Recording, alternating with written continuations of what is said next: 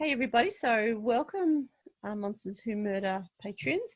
This is going to be my first What's in the Box, so I don't actually have a box, which is a bit odd, but that's what we're going to call it. Welcome to my podcast office. I am doing this hoping it is working and that you're getting sound and everything. You've asked for something from Weird Stuff, and I was going to show you my dead mice, but I'll do that at a different time. But take in what you can see behind me, and we will go through some of that stuff in other messages of recordings like this. I'm not editing this, I'm just going with it live, so you'll just have to deal with it as it is. Enjoy what you can see from here, but there will be lots. But today we're doing one of my haunted dolls because you wanted weird stuff. This doll has no arms. She is actually, however old the queen is, this doll was was created. She actually had black curly hair for a long time, like Queen Elizabeth did. But so her name is Elizabeth. She's got sticky tape in her hair. She's seen better days, but she also doesn't have her arms. One of her arms is actually behind me, just here in this jar. If we put her arms on, things go strange in the house. So this doll was owned by my grandmother and then my aunt, and it was passed on to me purely because no one else wanted it, because she is creepy as hell. She does have a sound box in her, but it hasn't worked for many years, and it's actually not currently connected. The dress was made for her, and her hair was remade when she went to a doll hospital a couple of years ago now, but she really needs a good makeover as well. But she does strange things, so she affects the electricity in this house, and if she has her arms on, it seems to get worse. So when her arms aren't on, she's not as active, so it's quite weird. I actually have a few haunted dolls.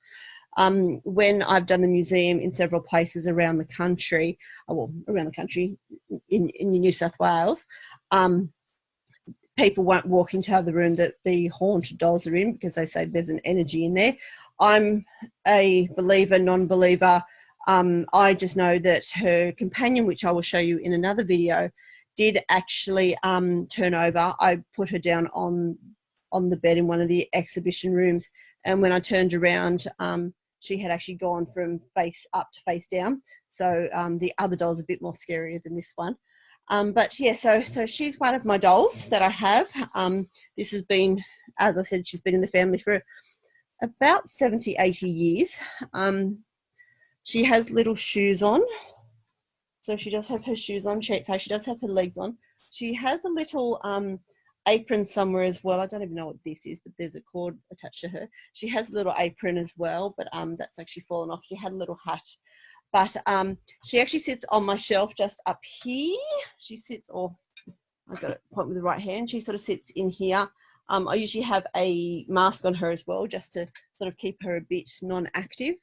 But because I've picked her up tonight and played with her, no doubt like the fan in here will turn on later, or the lights will turn off, or something like that will happen.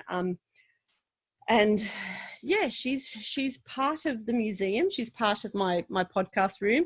So those that come and do the $20 and above monthly chats, you'll get to see a lot more of what's going on in this room. I've actually, those who talk to me often on these will know that this room has changed a lot in the last couple of weeks. I had moved all of my office out for a while because we had a young girl stay with us for a while, but she's found her feet and she's got her own place now. So I was allowed to have my podcast office back, which is actually my daughter's ex-room. What you can't see in this room is a couple of great things. Like I have life-size Albert Fish just here that I will show you in another picture because he's just absolutely fabulous. But you all wanted weird stuff to start off with. So we start with the paranormal and Elizabeth. And she is creepy as hell, and that's why I like her. I have been handed a few dolls over the years from people who are terrified of them. And so I actually have 4 or 5 haunted dolls. If anyone has a doll they don't want, I'm happy to accept it. But other than that, I hope that you liked this first episode of What's in the Box, and that you've met Elizabeth, and we will do another one of these soon. I want to keep them short because you know what I'm like, I'll start talking and I won't shut up for like 3 hours, and I don't want to do that to you. See, I've already started, like I said goodbye, now I'm still going. But yeah, so we have a few of these dolls to go through. And there's some weird and wonderful things in this room that I can show you quite quickly. And then there is, my whole garage is filled with the museum. So there is lots to show you. As you can see also in the background right now is a map of America. As these episodes go on, you'll see that that will slowly be covered in about 3,500 pins as I slowly put every serial killer from my database onto it. And I then have a world map to do for the rest of the world, excluding America. So that is something that I will be doing as well. But thank you for coming to my first episode. This is for our Patreon only people. Elizabeth, meet up our Patreon people, and Patreon people, meet Elizabeth. Hopefully I'll have a good night's sleep tonight. I didn't sleep last night, so I've been up since 3 a.m. yesterday, but we do things like this because we're crazy. But Elizabeth will probably have some fun tonight, and thankfully my bedroom's at the other end of the house, so the kids will have to tell me if anything happens overnight. And if you watch her eyes actually don't move, but on the video it looks like that they are, which is just creeping me out right now. Anyway, thank you guys. Welcome to What's in the Box, and I'll see you next time. Bye.